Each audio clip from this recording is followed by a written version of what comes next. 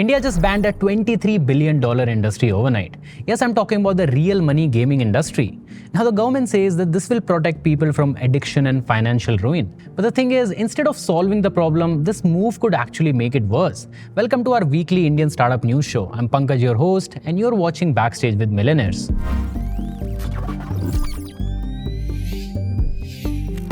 And before I start, I want to say that we are now part of Zerodha's 01 network. Now, coming back to the topic, this week both the Lok Sabha and Rajya Sabha passed the Promotion and Regulation of Online Gaming Bill 2025. And here's the thing, this bill actually promotes esports and casual gaming, which the government considers to be good games. And anyone involved in these games is not going to be impacted at all. But there is another section of games, the ones that involve money. So games like poker, fantasy sports, or basically any game with a money component. Under this bill, all of them are being labeled as bad games and are now banned. And even though the Supreme Court has previously made a clear distinction between skill-based and chance-based games, this bill imposes a blanket ban on anything that falls under the real money category. Which means some of the biggest platforms like Dream11, MPL, Games 24x7, WinZO, GamesKraft, Zupee, My11 Circle, and dozens more are now facing an existential crisis. And this bill actually goes much further. Firstly, banks and payment gateways are prohibited from processing any transactions related to these platforms. Even advertising these games is now illegal. And anyone offering them could face up to 3 years in jail or fines up to 1 crore rupees. So safe to say you won't be seeing celebrities endorsing these platforms now. Now, on the surface, the government says this is about protecting society, pointing to rising cases of gaming addiction, suicides linked to debt, and fraud on gambling apps. And while all of these are valid concerns, the question is a complete ban on this feasible? First, let's talk about the impact on the companies operating in this space. Dream11 is India's fantasy sports giant, valued at $8 billion with more than 200 million users. They're on IPL jerseys, they sponsor cricket tournaments, and in FY23, they made over 6,000 crore rupees in revenue. And if this ban sticks, their business model disappears overnight. Next, we also have MPL, one of India's fastest growing gaming unicorn, which is valued at over $2 billion. And most of its revenue in India comes from real money games. Without that, their India operations are basically over. Then there is also Games 24x7, a company worth $2.5 billion, which also runs platforms like Rummy Circle and My11 Circle. And tens of millions of Indians play on these platforms. Other than these unicorns, there are also platforms like WinZO and Zupee, both grossed 1,000 crore rupees in revenue in FY24. And all of these companies are at risk of losing their business now. Now, startups getting hurt is one thing. This ban also affects other part of our economy. See, the real money gaming industry generates $3.6 billion in annual revenue. It employs over 2 lakh people and contributes 20,000 crore rupees in taxes every year. And that's the money that gets spent on infrastructure, healthcare, and public services. And there are over 45 crore Indians who play these games, and not all of them are addicted. Many are responsible players, especially in fantasy sports where team selection and strategy plays an important role, which is why even the courts have said that these skill-based games don't fall under the gambling category. And that's the irony. Instead of protecting users, this bill could drive millions of players into shady offshore apps and underground gambling networks, where there is no safety, no consumer protection, and no taxation. So in one move, India risks losing an entire industry, lakhs of jobs, crores of users, and thousands of crores in tax revenue. And I agree that there are bad players out there for sure, but with this ban, the government is punishing everyone instead of targeting just the culprits. And we've seen this before. Remember when the RBI tried to ban crypto exchanges in 2018? People didn't stop trading because of that. They just moved to peer-to-peer groups and offshore platforms. Volumes went underground, scams grew, and the government lost out on taxes. And 2 years later, the Supreme Court overturned the ban. And the same risk exists here. Demand for real money gaming is not going away. It's just being pushed underground, where it's harder to monitor and far more dangerous. And the final thing that I want to talk about is the signal that we are sending to the global investors. This industry attracted over $2 billion in foreign funding in just the last 18 months.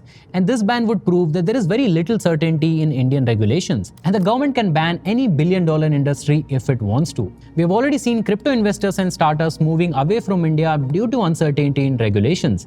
And now the same could happen with India's gaming industry as well. Moving on to the next news item, OpenAI just launched ChatGPT GO in India, which is basically their cheapest plan yet. It's priced at just 399 rupees a month. And for that price, you get faster responses, image generation, and way more uses compared to the free version. Now, on the surface, it might look like just another subscription plan. But if you zoom out, this could actually be the tipping point for AI adoption in India. The thing is, India is already ChatGPT's largest market in the world. 13.5% of ChatGPT's user base is in India, which is more than the US at 8.9%.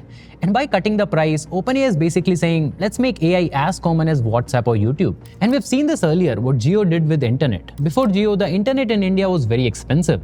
Only a fraction of people could afford to use it daily. But once Jio made it cheap, suddenly hundreds of millions of Indians came online. As a result, platforms like YouTube and WhatsApp became universal, and a whole wave of Indian startups thrived because internet adoption went mainstream. And now we are standing at the same kind of inflection point, but this time with AI. And it's not just OpenAI making these moves. Look at the AI search engine Perplexity. Last month they had partnered with Airtel to give 360 million Airtel users free access to Perplexity Pro for a year. And normally that would have cost these users over 17,000 rupees annually. Even Google is offering Gemini for free for students for a year. And I won't be surprised if they bring out more attractive offers for Indian users like ChatGPT and Perplexity. This means millions of people who might never have paid for an AI tool would now have it for free or at a very cheap price. And other than these tech giants, even Indian influencers are now working to boost AI adoption as well. Dhruv, Rathee, for example, recently launched his own platform called AI Fiesta. Now the launch event did not go exactly as smoothly, but that's not the point I want to talk about here. See, Dhruv has millions of users, many of whom probably have never tried AI before. And when someone like him starts talking about ChatGPT and shows how it works, AI stops being a tech geek thing and starts becoming a part of mainstream conversation. And if you combine all of this together, firstly ChatGPT Go's affordable plan, Airtel and Perplexity's mass rollout, and creators like Dhruv bringing AI into public conversation, it is setting India for what could be a Geo moment for AI. Now moving on to some quick updates. Pune-based Astrophel Aerospace has signed an MOU with InSpace to work on developing reusable rockets. And through this deal, Astrophel will get access to ISRO's testing facilities and technical reviews, especially for their semi-cryogenic engine parts. Next, a team at IIT Hyderabad's Tihan Center has built a driverless car that's been running safely on campus for over a year. It has already carried more than 10,000 passengers. And this AI-powered tech is designed for Indian conditions and can work in places like airports, warehouses, or large campuses. Right now, a driver sits inside as a safety backup, but the goal is to build fully autonomous driving in the future. Moving on, Neeraj Tyagi, who is the founder of V Founder Circle, Avinya Ventures, and Invest, has passed away at the age of 50. Over the last decade, he became a popular name in India's early stage ecosystem, as he helped build one of the country's most active angel networks. And he has personally backed over 60 startups like Zip Electric, Blue Smart, and Oben Electric. Beyond investing, he even mentored founders, connected them with global capital, and pushed for startup investing to become more accessible. Alright, now let's move on to the funding news segment for today's video. This week, Indian startups raised a total of $276 million, which is slightly lower than last week's $278 million. And now let's look at some of the companies that have raised funds this week. The first one I want to talk about is Mumbai-based WinZO Services, which is like a new age home finance platform that's making home loans faster and more accessible, especially for self-employed folks living in smaller towns. And they have raised $170 million, which is more than half of the total funds raised this week. After that, we have Ahmedabad-based MNex, which is a tech company from India that's building smart IoT systems to solve real-world problems across areas like farming, city traffic, public transport, and resource management. And they have raised 460 crore rupees, which is $52.9 million. Following that, we have a Surat-based solar energy startup called Goldie Solar, and they are building solar panels in India. In fact, they are one of the largest manufacturers in India, producing about 14.7